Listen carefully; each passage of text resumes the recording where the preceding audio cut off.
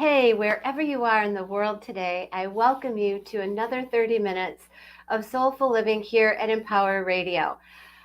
Over the course of the last few weeks, I've had a couple books drop in my lap that really stopped me on a dime. And my guest today, Jane Asher, author of the book The Next Room, was one of those books. And as we dive into the show, you'll hear why it stopped me on a dime. It took me quite a couple weeks here I couldn't even finish it because I'm constantly reading something that resonates with me about my own experiences with the deaths of family members and other members, friends, that kind of thing. Anyway, rather than try to give you the condensed version of Jane's book, The Next Room, Jane, you're up. You get to give that version of The Next Room.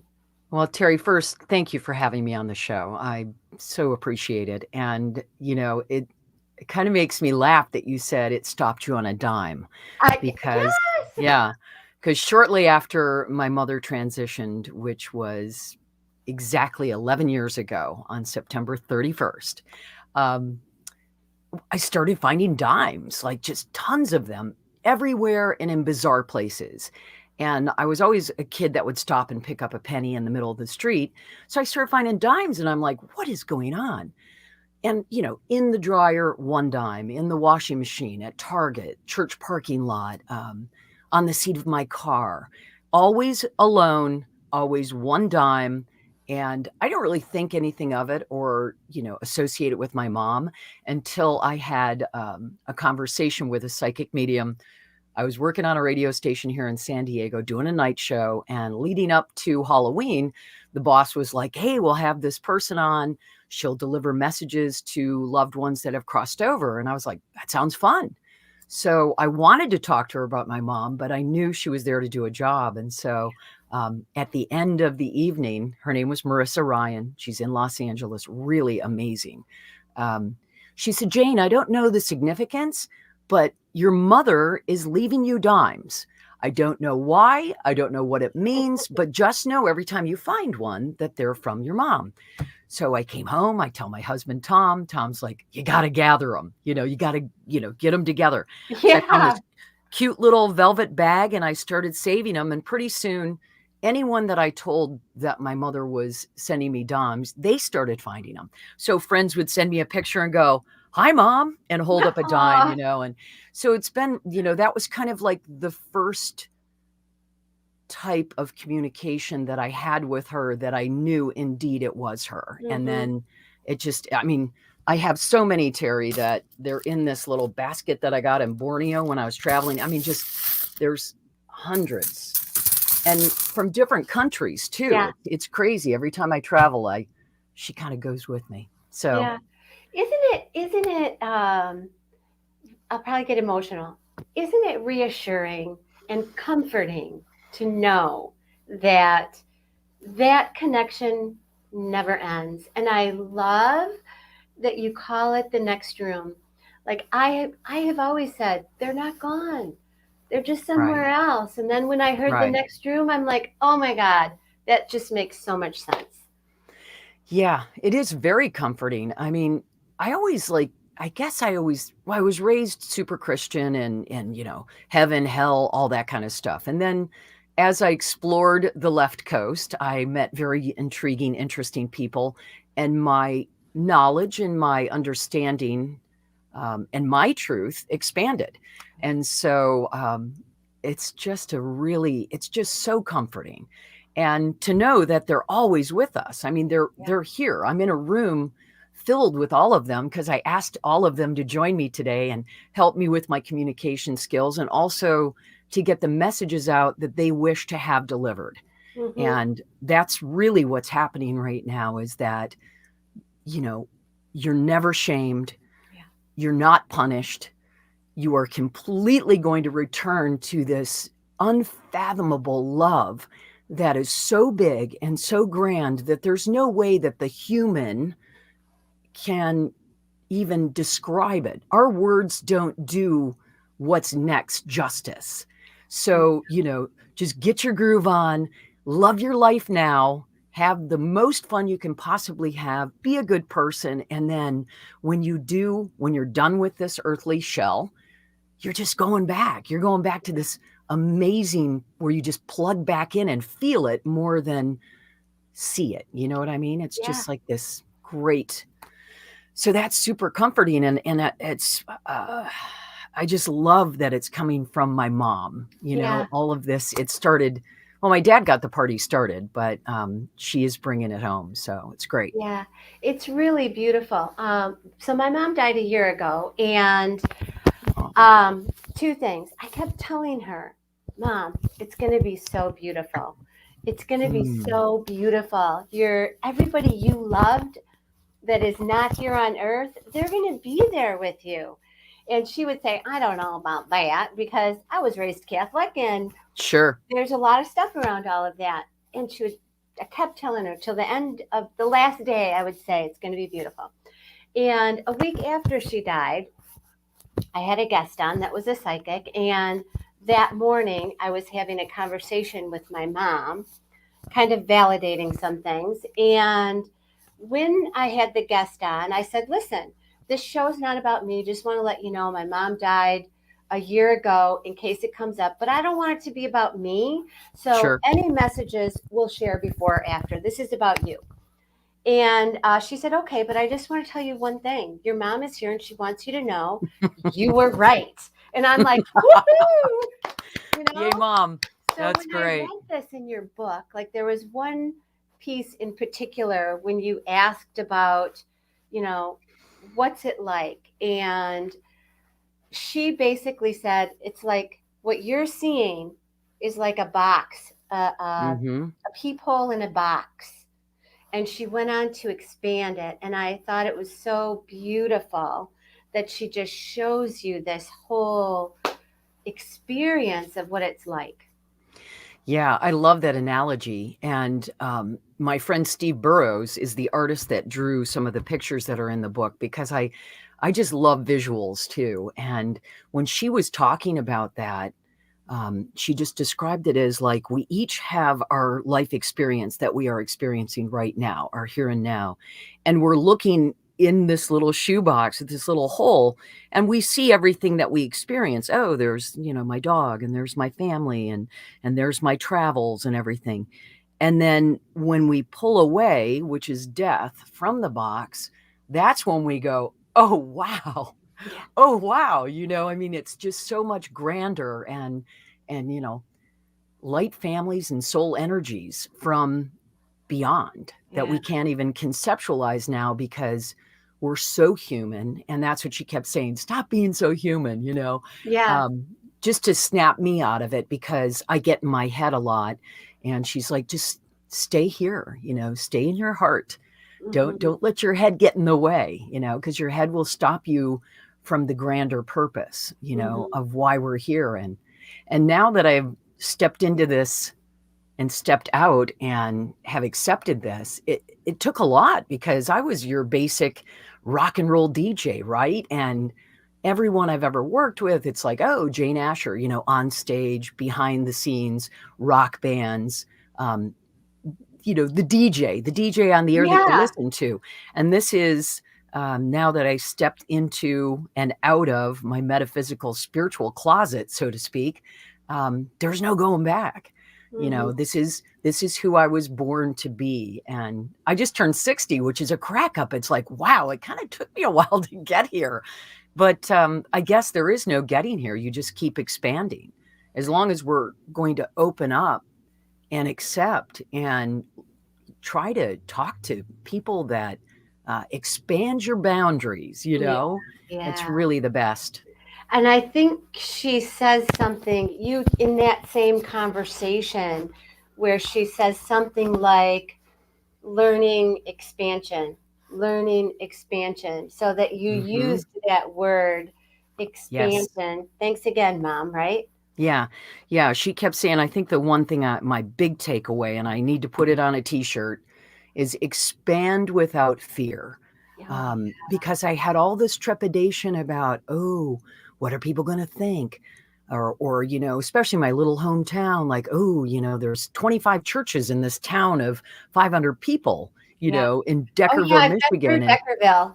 yeah, I love Deckerville. I mean, I'm telling you, the support that I'm getting from my book from my hometown right now, off the charts. You Mm, would think that my San Diego, Santa Barbara woo-woo friends would be all about it, and some are, but Deckerville is like right there. There's a display in the library. I've got friends sending me checks with little extra tips on there so I can go have a cocktail, and it's just cracking me up. So God bless Deckerville, because they are loving it, and I'm getting this response from people in my hometown that are saying, oh my God, I've been thinking about these things, but your sister's articulating them, because everybody's like sending my other sisters messages. And then each morning I wake up and I get another text from Gail saying, I just have to share this with you. This friend of mine read your book, flipped out, just wants to tell you what it meant to her. So mm. it's resonating, and it's super exciting. It's Yeah, really that's exciting. such a beautiful validation. And I know Yeah. in the early part of the book, you talked about a neighbor, a friend of your mom's, where you saw this blue light Oh, yeah. radiating out. Yeah, that A was friend of the family. really cool. Yeah, her name is Ruthie. She's my mother's best friend. Yeah. Um, she and Bob, her husband, lived right around the corner from my folks up in northern Michigan, up in Gaylord. And so they have a gator, which is kind of like a little golf cart, fancy golf cart, and they just pop in for cocktails. And they were always at the house. So shortly after my mother passed, I had not seen my dad for a while. And so I flew home, picked up my oldest sister, Lynn. We head up north, and Lynn's like, let's have Bob and Ruth over for a cocktail. So, of course, they come over. It's just my dad, my older sister, Lynn, and Bob and Ruth. And they got there. And so we situated Bob in the living room with my dad and my sister, and they were chatting away. So I'm alone with Ruthie in the kitchen, and there's a medium, or I guess, like, what do you call it? A counter big in the middle of the thing, like a workspace. And so Ruthie and I were just like talking and having this great connect. And we leaned forward and we were holding hands and we were looking at one another. Excuse me. And I was telling her how much my mother loved her, and I was thanking her for being there for me. And right as I was telling her how much my mother loved her, and we're really close, like 5 inches apart, out of her eyes came like this blue vibrating light. It was like, vroom, vroom, Wow. vroom. And it was just coming straight through. And of course, she has no idea. I'm holding her hands, and I'm like, okay, this is the coolest metaphysical thing I have ever seen. Had absolutely no fear. I knew it was my mother. Ruthie's eyes are hazel. My mother's eyes were the color of a Michigan clear blue sky on a summer day. And so I was like, oh my gosh, I don't want to say anything because I'll freak her out. But then finally I said, Ruthie, you don't have blue eyes. And she dropped my hands. She spun around. She's like, Jane, you're freaking me out. And she's like, that's your mom. And I said, I know. So my mother, for me, that was like, other than the dimes and other than the vivid visitations I had with her in dreams, it was my mother letting me know Yeah. she could indeed see me. She just needed to use her best friend's eyes to deliver the message. And Mm. nothing like that has ever happened since. I mean, I would welcome it. I wait for Yeah. it. I'm like, oh, I wonder if she's going to do that again. It was a one-off, and I'm telling you, I had to tell all my siblings, and I thought, oh, they're going to think I've lost my mind. Mm-hmm. But fortunately, they didn't. Yeah. I'm the baby of the family, and they've kind of gotten used to my peculiarities and my unique side, I guess. So Yeah. I I have to say that was the other connection. I'm the baby. I'm the youngest of ah, six, and they think I'm crazy. One day when we're not on wow. the air, we'll share. And I'm going to Yes. be 60. So there were Wow. just so many. I'm reading this and I'm going, oh my gosh, is she like That's tuned in? that's a lot of symmetry. I mean, I'm the Yeah. baby of six. Did you lose your mom first or your My dad? dad first, Your and then dad first. my So a mom. little opposite, but it sounds like your dad crossed right around when my mother did. And then you He had Yeah. He's been gone for 25 years, Oh, wow. and Okay. he came to me instantly. Wow. Instantly. Mm, There's this whole story around that, but this is about I you, love not that. me. I love But I that. just loved the similarities, and again, that was why it's taken me a while to get through it, and to because I really want to experience it through your eyes and what you resonated with during all of this, especially when the messages started to come through. Again, listeners, Yeah. this is a conversation with Jane Asher about her book, The Next Room. And Jane is also a Sister Empower podcast host, and she does a lot of other things. So you'll want to make sure that you visit her website and look at what she's got going on and get the book and listen to some of her talks. You've got an amazing blog. But there were a couple other things that came up during the book, like Lynn, your Mm-hmm. sister, who's Mm-hmm. in the next room, Right. really being part of your inspiration to Man, go. huge. Yeah. Yeah, Crazy. I always thought when I don't know, I've been writing my whole life. And so I always had this fantasy that I would write a book. And, but I didn't really know how to write a book. I'm a yeah, radio girl, I'm a DJ. And so, but it was always there. It was always lurking. And, so after my mother, crossed, and then I was kind of playing with this idea about writing a book where you didn't know that she was in the next room. yeah.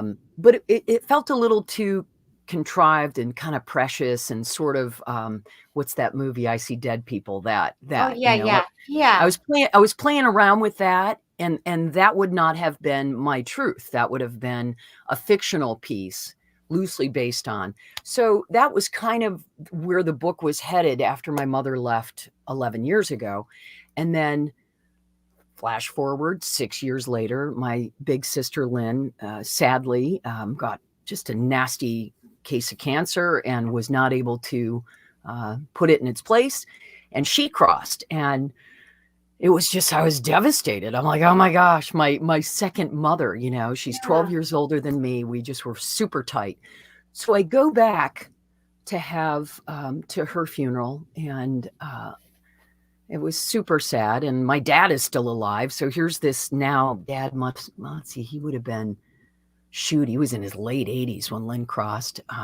Yeah, because he died like 2 years later. So here he's devastated. I'm trying to be there for him and absorb some of his pain.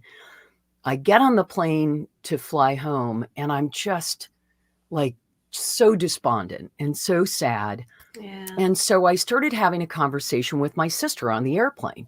And I said, Lynn, how do I ask mom to co-author this book? How do I do this? Because I had discarded the other way of writing the book. And I'm telling you, she just busted through my thoughts, and I could hear her. And she said, ask Pam. Ask Pam to communicate with mom. Well, Pam Osley is a dear friend of mine and a really well-known psychic medium out of Santa Barbara. And I was like, oh my gosh, that's so wild. So I started writing a letter to her, but I didn't have any paper. The only paper I had was my Delta boarding pass. It was back when you used to print those up. So I just started writing to Lynn, like, dear Lynn, asking her how I was going to do this. And that's when the epiphany came. And the minute the plane landed, I picked up the phone. I called Pam Osley. I'm like, Pam, Pam, Pam, Pam, Pam, you know, I want you to ask mom if she'll write this book with me. And so I had a session. I'm in the backyard here. And oh, so great. I go to ask Pam, and Pam goes, Jane, just stop. She's here. She's been waiting patiently for you. Oh, You weren't ready. And she's like, anytime you're ready, let's go, let's go, let's go. My mom was like, come on. What are you're dragging your feet. Let's go. Let's get this message out. yeah, So that's what Lynn really was, the catalyst for me getting busy and making that happen. yeah. So Beautiful. Yeah, I want to so send you a beautiful. copy of this too. So Well, it's been amazing reading it on my iPad. I haven't really done a lot of that, but it's really been amazing because some nights I lay in bed, my husband's sound asleep, and I'm just in it, and I've got my Kleenex, and then I stop and I connect above, so anybody that's listening, if you have loved ones in the next room, don't be afraid. Don't let your humanness get in the way. There you go. As you were talking about that, I could hear your mom saying, stop being so human, forget the doubts, forget the comparisons, forget all of that and just write, because people so need to hear this. Yeah. And I'm going to say you four, okay? You, your mom, Lynn, and Pam, five, because your dad too. He had some Oh, powerful yeah. insight. You present it in a way that anybody can relate to. Thank you. Yeah, you're That's so welcome. nice. That's really nice. That's really good to hear. It's just a labor of love, and I'm so pleased with how it feels. Like it's something that I go to and I pick up, and I don't know if that sounds weird, but I love reading it because every time I read it, I'm hearing from my mother, because I literally half of it, the latter part of it, part 4, because it's in 4 parts. It wasn't me. I mean, I was asking the questions, but I read it now and I'm like, oh my gosh, Mom, that's really good. Yeah. And it is 100% my mother. Mm-hmm. And I know that without a shadow of a doubt. It's just because I don't have that kind of high elevated consciousness. I'm just a Yeah. girl, I mean, I don't know from where it, came from. I mean, it came from her. It's just great. It's Yeah. just a wonderful gift. It's beautiful. And as I was reading it, um, honestly, I was reminded of like the Seths and the Abrahams and all of that, those channelers that have Seth, I think he's been around since the Ever. 60s. Yeah, I'm not Yes. sure. A long time. But I was reminded of that in some of the comments that she made, that you two made together. And yet the explanations, like the box, like the people, it was explained in a way that I think people can comprehend and understand, because we are limited in our ability to understand all of that. Like you said, we're in our own little box. We're in our little own part of Santa Monica or Deckerville or Pleasant Ridge, Michigan, or whatever. So to think beyond all of that, it's like Yeah.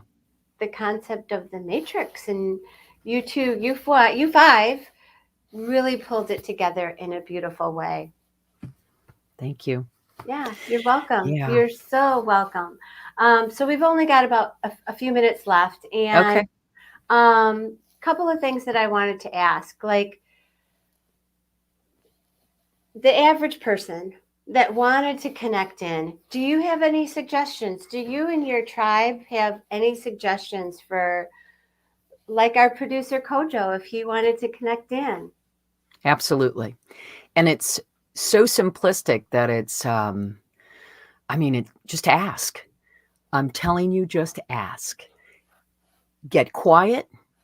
For me, like, you can't see the studio, but this is the next room in the next room. It's in our garage. I have a candle lit. I have every picture of anyone that I've ever loved that has crossed over, from Dick Kernan, Mom, Dad, Lynn, Budgie, my Aunt Teresa, my father-in-law. We're all here. I come in, I light a candle, I put my hands up, and I ask. I ask for source and for anyone that has a great communication to come through me and to help me deliver messages. And so just ask for it. And sometimes what's interesting, it's not always who you think it is. Yeah. If it is, you can ask for it, but if that soul if it's not their forte, they'll step back and let someone else come in to help you with whatever it is. So it comes from the collective. There are legions of souls that are here to help us move forward, Mm. which is really comforting. I love that. Before I come to my office, my meditation room, I lit all the candles. And today Good. I lit an ancestor candle and I said, Oh, nice, let's just nice. invite in the healthy, well, and wise ancestors so Mm, that whatever message is going to be the most powerful is delivered today. So I absolutely love that we are on that same wavelength of, helping people yeah, connect because it's all about love. And that was the other yeah, thing that your mom talked about. It's just unconditional love beyond what we as humans can possibly imagine. yes. Absolutely. Teri, you're like a twin soul sister to me. I'm It's kind of blown away. I'm like, so why? crazy. It's You need really to come on crazy. my show, The Next Room, and I'm going to get you a copy of my book. And because I don't like reading on an iPad because I'm on a computer all the time. So Yeah, I, I yeah. like, I like holding it. Because then you can, Holding highlight down the pages. pages and Yes. highlight and say, Yes. oh my God, I want to talk Yeah. about this. Well, Yeah. and it's been so short, right? Like Yeah. it's such a short time to be able to really delve in, but I think we got some really good, juicy stuff. Yeah. One I of the other appreciate it. things, well, one of the other things that I always say is it's in spirit's hands. We're not going to go through this whole, litany of questions. We're just going to let spirit guide us and today our ancestors helping us, healthy, Yes. well, and wise ancestors. Okay, so we are definitely down to the wire. We have only got about a minute left, and I love for my guests to leave the listeners with something they can take out into the day to empower their lives or elevate their soul in some way. What would that be for you, Jane? Really, I think I have to just say what my mother would say to you, and that is expand Mm, without fear. mm, Whatever it is, if you're meant to paint, if you're meant to learn to play guitar, if you're supposed to take a sabbatical and travel to Africa, if you're supposed to write a book, just do it. Just expand without fear. Get rid of any of that silly stuff that holds us back from our greater, grander purpose while we're here in this physical sense. I love that. Okay, listeners, this was a conversation with Jane Asher regarding her work, the book, The Next Room. Hey, for the video, for the people watching this on video, can you hold that up again for me? Oh, sure. There you That'd be go. beautiful. The Next Room with Jane Asher. What an amazing cover as well. So, Thank you. Jane, thank you. Here's a virtual Thanks. hug. Yay. Thank you Thank so you, much for Teri. being here. And listeners, janeasher.com. Check it out. Thank you.